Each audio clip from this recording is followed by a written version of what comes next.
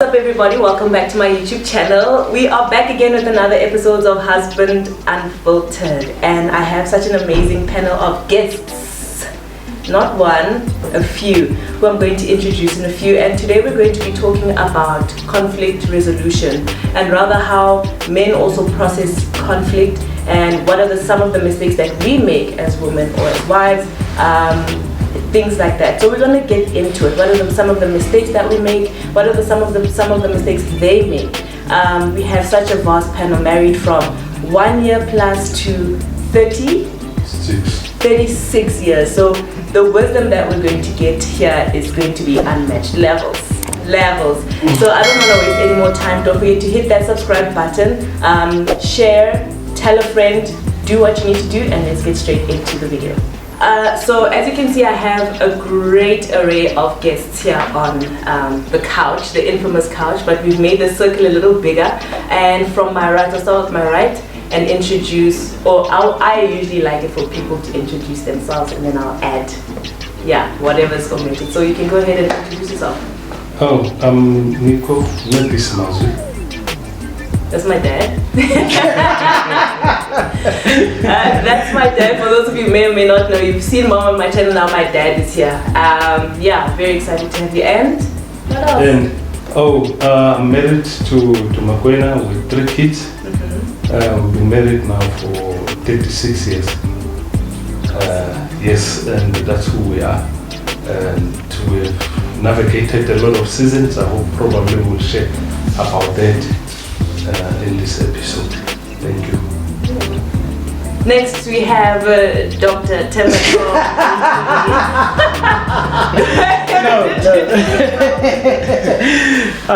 Yes, hi, my name is THEMBA Tom. The surname is NTULI.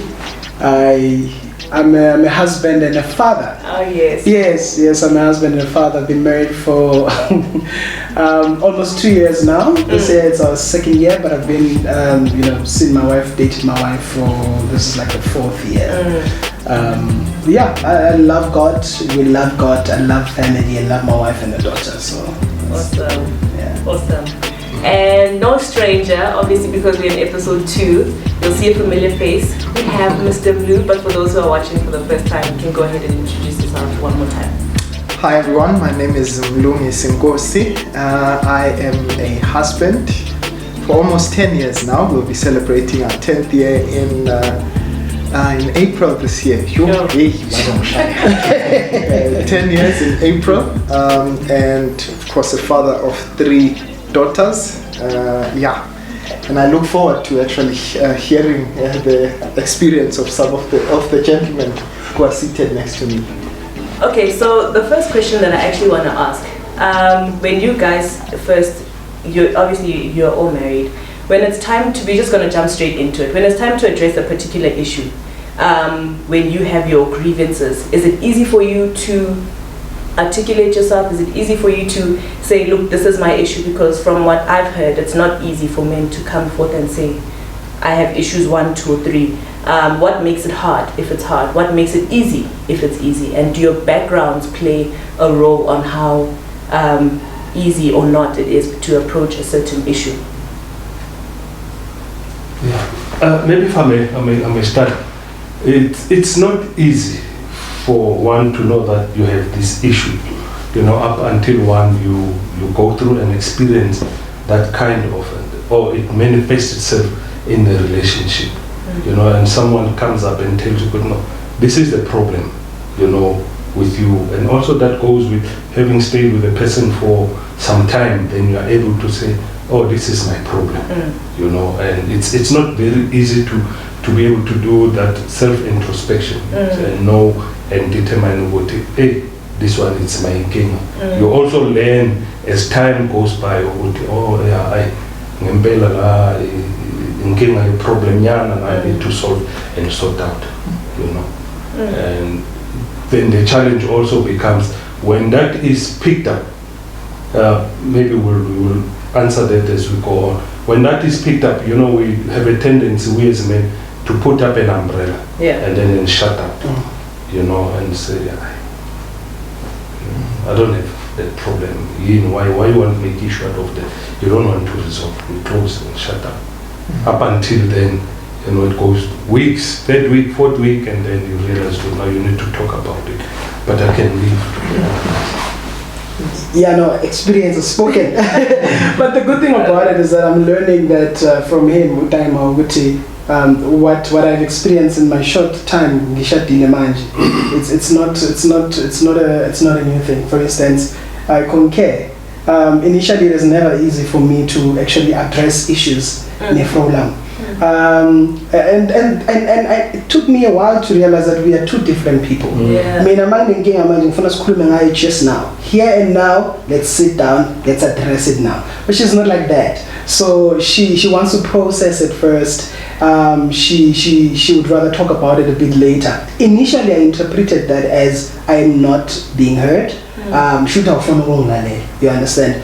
But then later learned, if there is an issue that I need us to address, I would rather come to her and say, well, I'm going to party grant and I want us to talk about it. And I also talk to her, if you are not ready to talk about it, don't just keep quiet and mind it. Just tell me, but can you talk about it? You know, so and I think that was a very important thing, because at the time, before I learned that, I would just keep things to myself, because then I'm avoiding conflict. You know, I'm avoiding a fight. I'm avoiding, and it's not to chat. I mean, honeymoon phase. I phone to be sour, so because our phone to be sour, you try to keep to self, right? But then let's say you develop attention, internal conflicts and the likes. But I think and then I got to learn how we deal with things differently. And then how to then approach it. I think we're in a space where if there's a problem, I would tell her, listen, I need to go grant, so we need to talk about it. Do you want to talk about it now or later on? And then she gives me that option. Wow, hey, sounds yeah, sounds so linear. And it's not. I think, first of all, in my experience, when you first get married, the one thing that you try to avoid is conflict. So anything to delay conflict, you know. Obviously, you want to try as much as possible from your side to please this person that you're with. And so you tend to dance around issues, or at least from my experience. You know, I found myself dancing around issues until they get to a point where you cannot stomach it anymore. And unfortunately, by then, you know, issues have built up, and you know, you find that you would have had, or you would have dealt with it in a better manner had you dealt with it at the beginning.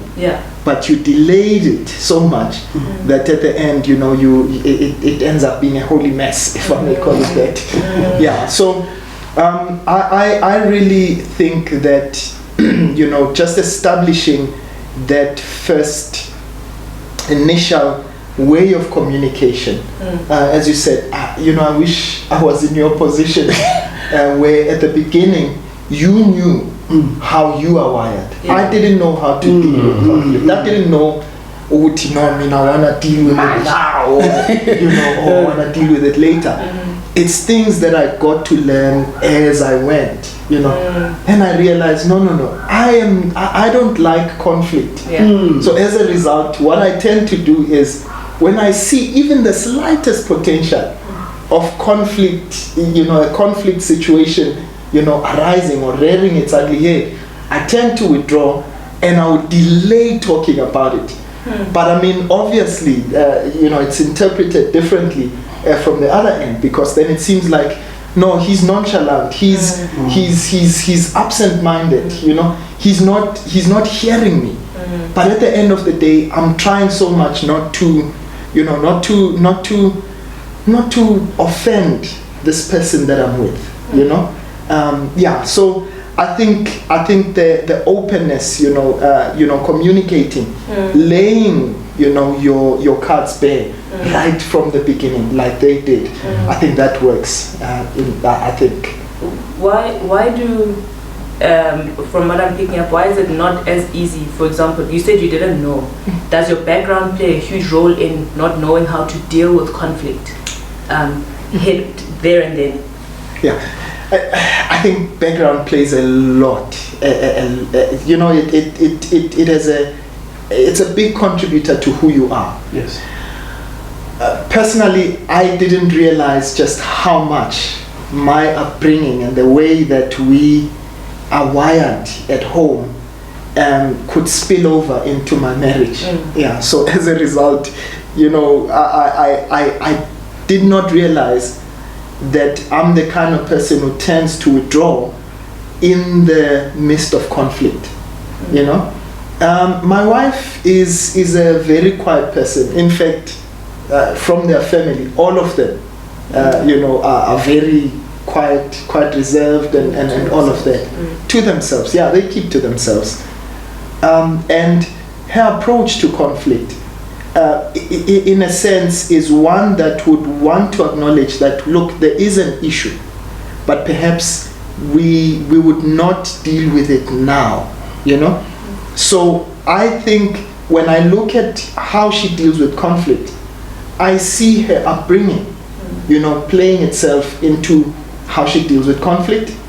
I would, you know, I don't think all of us are in a position to say, you know, we are able to sort of draw from our experiences growing up to see how they actually, you know, play themselves out when, you know, when we are in a marriage situation. So I think it does. Now that I'm married, I just realized for 10 years now, I realize, my upbringing actually played a huge role, you know? Yeah, I tend to agree. Look, I think the first week, 2 weeks of, or first months of marriage, small little things will make you fight. Inzipo, toothpaste, uncleanliness, and all that stuff will make you fight. And I then have Mina at the back of my mind, where, as he's talking about the background,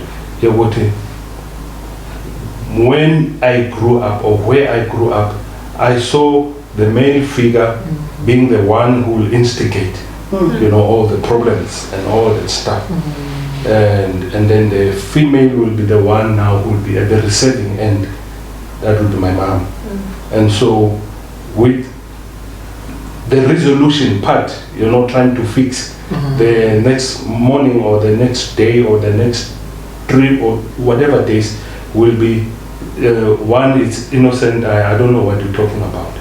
But then I said, Mina, I don't want to be the one who will want to bring grief or will want to bring strife and cause zonke izinto lezi ezizonza ukuthi ningabi happy la ending. And as a result, I think 5, if not 10 years ago, we made a resolution. Can we avoid tensions? Can we avoid fights? And you know, we've been able to live without fights. It will be a minor things where, you know, you did that, but you deal with it now. It's not something that will make you go have a codessa in a bedroom, you know, and start talking, come the next day and all that. It's an issue that you'll deal with. But no, I said you must clean the bath after you've done, say, oh, by the way, I forgot. Because you jump out of the bath, you go do something else, and then shake. But I must say, we never had major fights. Never had anything that we want friends or family or any of our colleagues to come and then mediate, you know, between the two of us. I would say, and now I would say 10 or whatever years. But I'm more of a person who's more, you know, quiet, because I'm saying I don't want to play the feeling that I saw, you know, playing out as I was growing up. And so it makes me then to be more of a sheep, you know, than wanting to be a goat or a bull in a situation. I think that's what helps in some instances. But I must say, that is not my wife. And she's wired differently. When there were issues, she would want them to be dealt with now and get sorted out. And I'm sorry again. Why also? Yeah, why also? And all that. We need to explain yourself. And then also, when you are sorry, really sorry, I mustn't be now in my own cocoon, moving out, but I said I'm sorry. But really, sorry, let's kiss and make right. And then start all over again. Because I'm sorry again. But you're still angry. You're not sorry. Yeah. It's like you say, let it go past, but without dealing with it. And also removing it from myself, because if I'm genuinely sorry, I said, I made boo-boo day, no when's so, please forgive me, I'm really, really sorry. And then she will expect a kiss all the time. What is off-putting when it comes to conflict resolution? I mean, maybe you're trying, to resolve whatever issue. And now obviously from your experience, you would know for yourselves what probably could be off-putting. What is off-putting, or what switches you off completely during conflict resolution when you're trying to solve something and this person does this one thing or says this one thing and you're like, well, that defeats the purpose of what we're trying to do. What are those things that especially, and it's not going to be of pointing a finger. I don't think it would be personal because what I can understand is, or what I've learned to understand is sometimes women do and say the same thing, similar things. So it could be something that we do while we're trying to resolve conflict. Because of who we are in our nature, we could say the wrong thing, or we could get too emotional and raise our voice and want to do something that could be counterproductive to trying to resolve the conflict. Look, in my view, I think, and I speak from the little experience that I have, as a men, we're not good at reading signs and symptoms and reading in between the lines.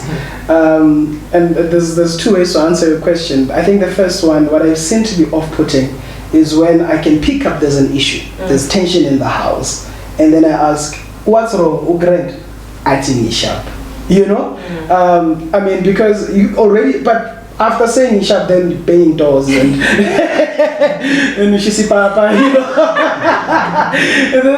the works. But you can tell because women are so powerful that if they're not okay, the entire atmosphere changes. They change the entire atmosphere. That's how anointed and powerful women are. And we can pick that on up, we can pick up if there's something wrong. So number one, you're trying to actually start a conversation on what's wrong, can we sort it out? And moment to write, I take it as so why are you frowning? Why are you not happy? Why am I not responding? So I think that's the first thing. And we had a similar thing, my wife and I initially. And then, but we came to an agreement to say, Maungeko sharp. Just say Gutangiko sharp, but can we talk about it later? That is better than saying sharp, Kantawuko right. Because then I would continue in the house thinking Guto right, Kantawuko sharp. And I think the second one would be defensive. And it's quite off-putting when you try, and on both ends, sometimes so my wife and I are different. My wife is internalizes things, and normally it's men that internalizes and women by externalize. She is much more matured in terms of emotional intelligence, so she can internalize and reason, and then when she comes with facts. And then the minute I become defensive, then because she normally says I overanalyze things, the minute I become defensive, I see she switches off completely. She's like, okay, I see again. So it plays on both ends. Sometimes who tries to resolve an issue, or goes to trying to resolve an issue, and then if she becomes a bit defensive or really shock, right? So so those are some of the things that I think are a bit off-putting in trying to, and I think it's because generally we don't really talk much. When we try to talk. But that's the thing, talking, I think, for example, you talk. Yeah. But do you talk about your feelings? Because the difference, because you talk. You can't say we don't talk. No, you talk. But do you talk effectively, especially where it counts? Yeah. I don't think so. Well, there's one of the things I learned recently, I think the past few weeks. I was trying to open up to a friend of mine, a brother of mine, about a few things that I'm going through and whatever. And then I realized one thing, that Lisa, we open up to each other, but normally men don't know how to deal with another man's emotional vulnerability. So the minute I become vulnerable to Umjita, the next thing I was over crying. You understand? And at that time, I'm very vulnerable, emotional. So, but then I learned that we actually do talk, but sometimes we talk to people who do not know how to respond to our emotional vulnerability. But when it comes to marriage and relationship, I think I do talk. Especially because my wife has got the emotional intelligence to listen and the likes. But I think if it was not the case, I doubt. But I was just gonna shut up. Do you wanna go or you? Look, I think he said quite a mouthful. Personally, I just think that one of the things that are off-putting, and I'm trying to say this, I'm speaking generally, even from our conversations as men, I'd have friends visit over, and maybe the guy shares what they have been through and whatever. So I'm trying to put a disclaimer. No, disclaimers, not personal. So one of the things that men find distasteful in a conflict situation is when there is a raised voice, when one raises their voice and projects a sort of militant approach. Because what you want, remember, we are married and we want to please our wives. We want to, if it's possible, if it's up to us, it would be sunshine and roses every day, So when we are trying to resolve a conflict, it's with a view that at the end of the day, the environment, the atmosphere should be one that is all sunshine and roses, right? But when the approach from the other end, Manje, becomes militant, it's now it's not resolving a conflict, but it's one, Manje, where we are banging tables, or men tend to switch off. I know I do. Okay, I know in a situation like that, I would easily just say, okay, you know what, and what I've also found is that when we are resolving conflict, we are trying not to, as much as possible, accuse one another, but you're trying to highlight what the other person made you feel like in a particular situation. So when the mood switches from you said, she said, it then dilutes or pollutes the atmosphere. You are not able now, you see, we were talking about being defensive. You see, when you are accused, then the only rational response for any human being is to then defend themselves, So I think that's the one thing that we men, generally speaking, find off-putting. Of course, I'm not saying that we are any innocent, Now we can find ourselves, meting out the same thing to women. and perhaps they have, you know, their piece, they'll have their day now, we'll interview them. Tell their story. Right now. Taking the shine. We're telling us that, yeah. So it's that. When we don't like accusation, but instead, you know, come to me and tell me, no, when you did that, you know, this is how it made me feel. Yeah. Not unje, you know. And even when we get to a point where we are genuinely apologetic, you know, to then continue on the same trajectory, you know. Yeah, maravele, na last week, but so the next time that something similar, you know, you know in your mind, would no, but even if I go in Kolisa, just fun. So you end up shutting down. Sure. You know, yeah. I think the guys have covered quite a lot, which is truthful. For me, what is off-putting, you know, making a mountain out of a mole.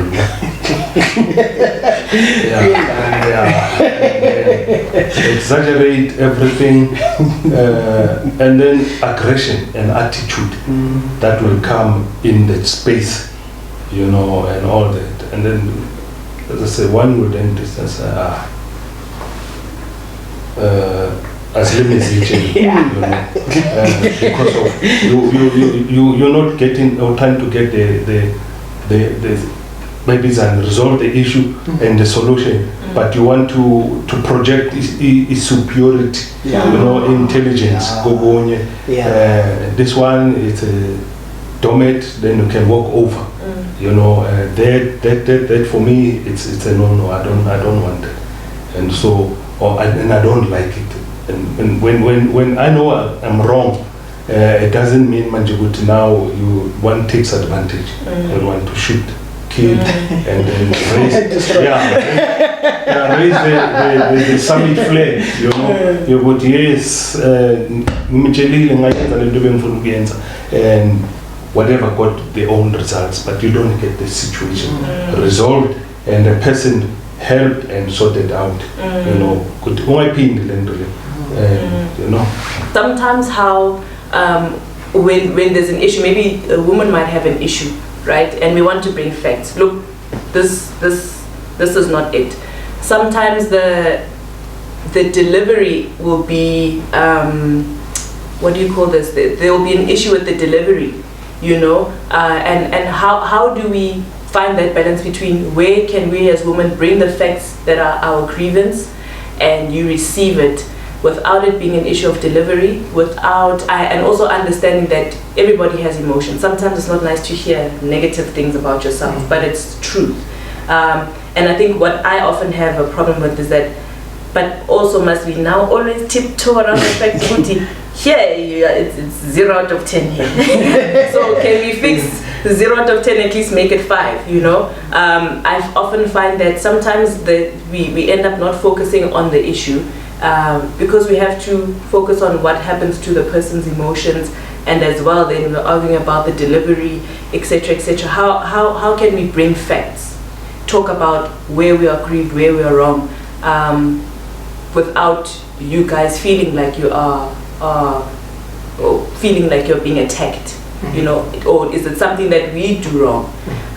What's the best way to navigate such a...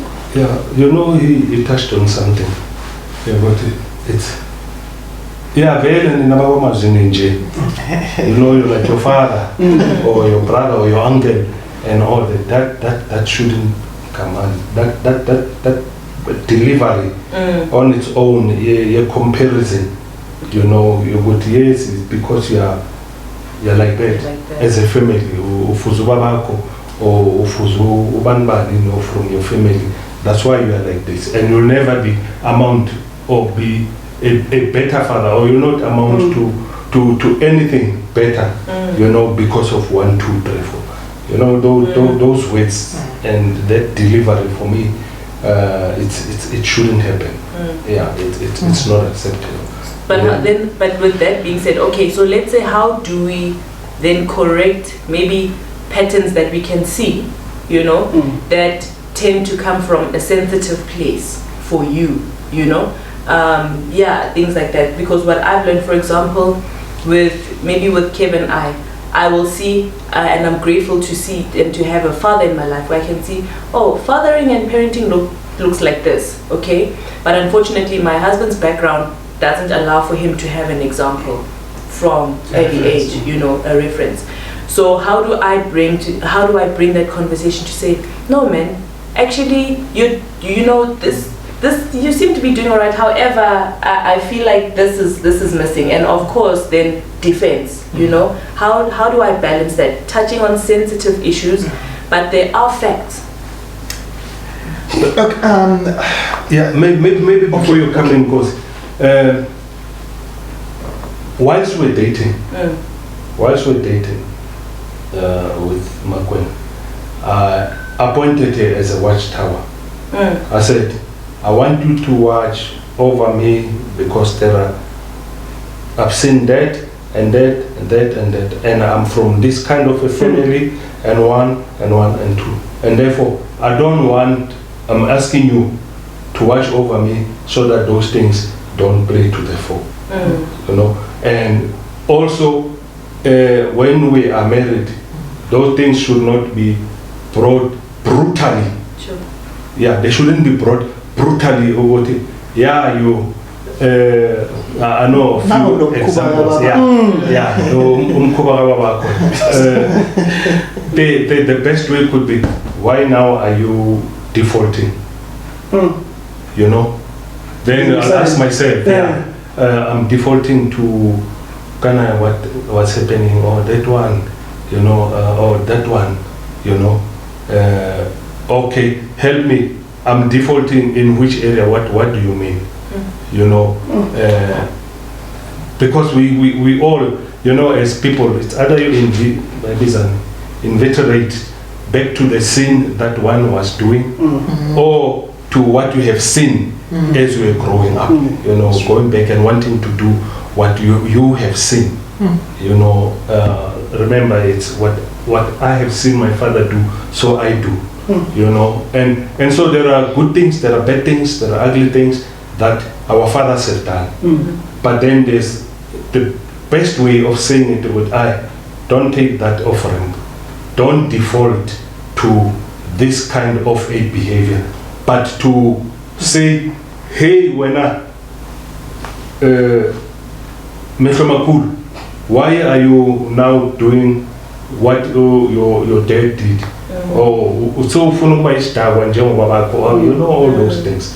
Yeah, and so you need to find a better way of putting it. I see now a detour to some behavior that I don't know, or I haven't seen, or you have asked me to watch over you, as I've said earlier.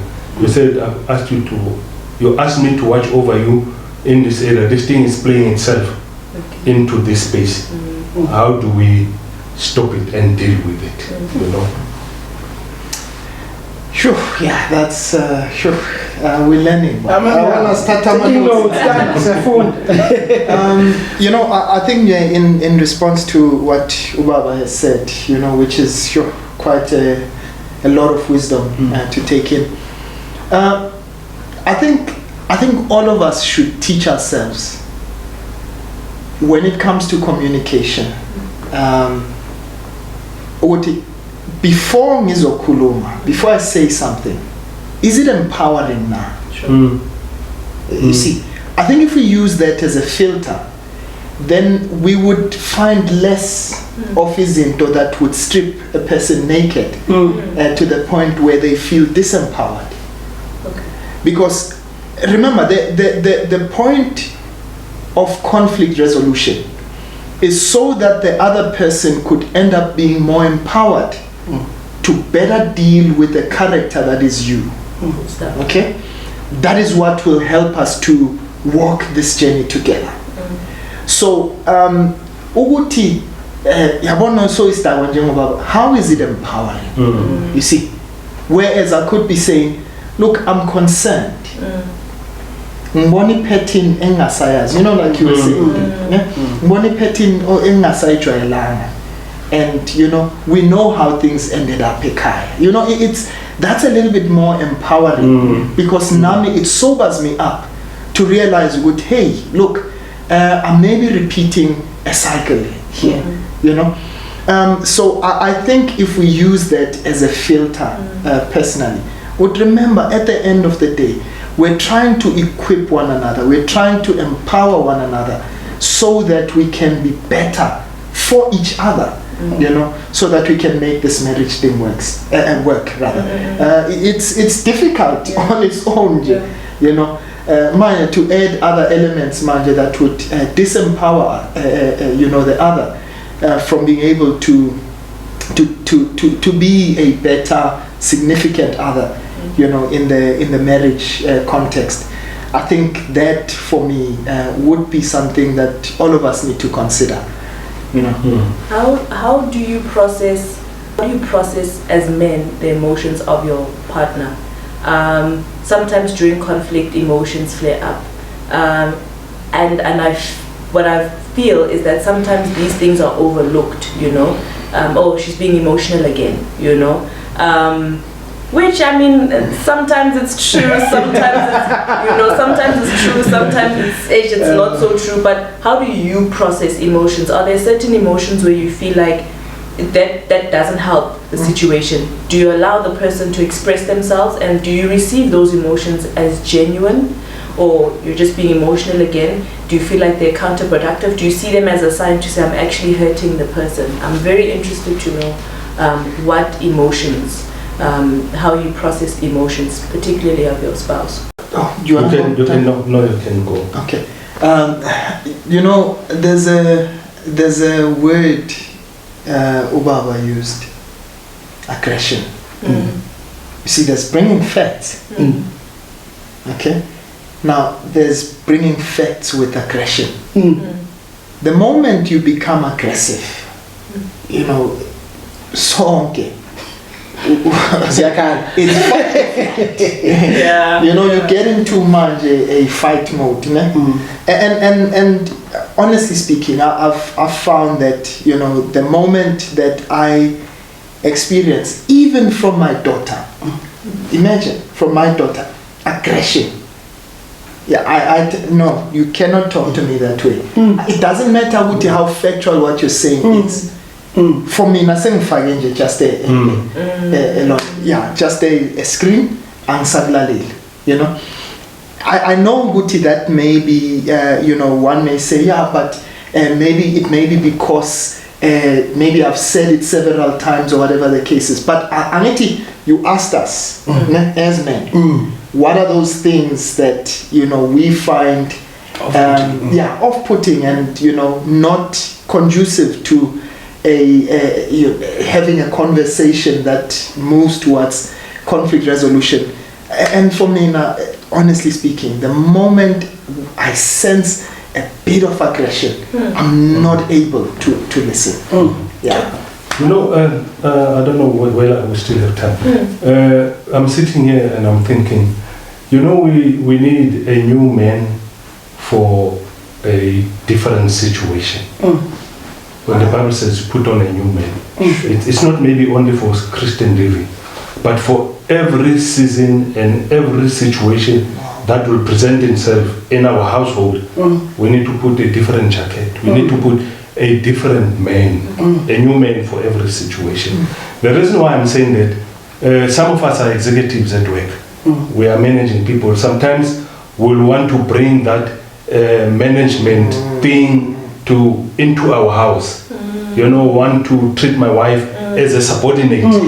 You know, or she's an executive at work. She's leading some people. Then she wants to bring that attitude and that jacket into the household space, whereas that thing is not needed. It's needed lay office with your people, but when you come here, you cannot put that jacket for OANs. You cannot put that jacket for OS. You need to put a different one.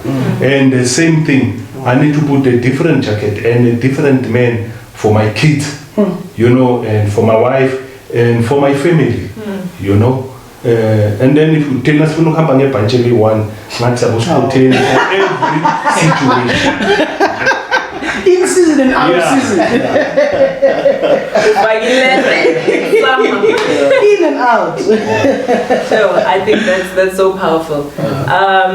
I think we've spoken quite a mouthful, but any closing remark? I think that's also a good closing remark. But I think anything from you guys that you may want to add or not add. I think maybe for men who don't feel heard, as well, particularly in their household. If you want to share something, you can share so that we can wrap up. Dama mentioned something very, very critical, and it's a very sensitive thing. He mentioned back in the days, he opened up about his past. He opened up about his upbringing, so as to assist him become a better man. And I think that's what assisted Uma to deal with him, because now she has a better understanding of where this man comes from. I'm bringing this in because that's where most men are lacking. It's not easy for us to open up about you dating or married to this person now, but you really don't know his upbringing that much. And what are the things like Makhubo that made him to be the kind of a man that he is? And as a result, as a woman, you're dealing with the shadow. The person is here, but I'm a characteristics work and my attitudes work and how you view things. It's a shadow of what happened back in the days, but there was never a conversation about that.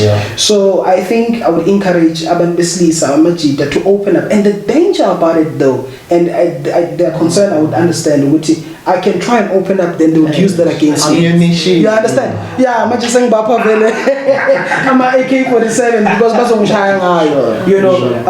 but on the other end, which then I think that becomes a caution to Aban Besfazan to say, if you have a man who's brave enough to open up and and really open up about his past, about what hurts him, his upbringing, do not at any point use that against him. You understand? Otherwise, you'd lose that man completely. You'd lose him. There's no counseling, there's no prayer that's going to assist you because you have lost him at that point. He trusted you, and you use that against him at that juncture. So that would be that.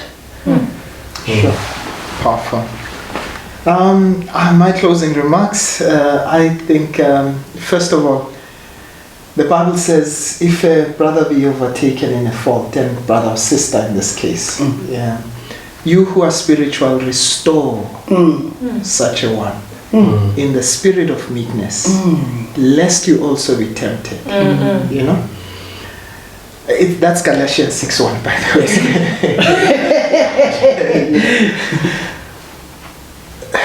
Conflict resolution has to have central to its aim restoration.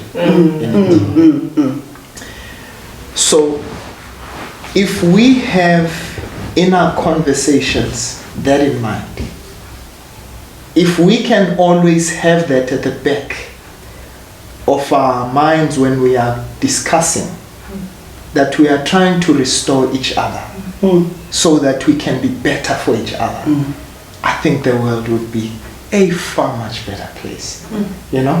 I think marriage would be far much easier to navigate. I think I want to leave it there.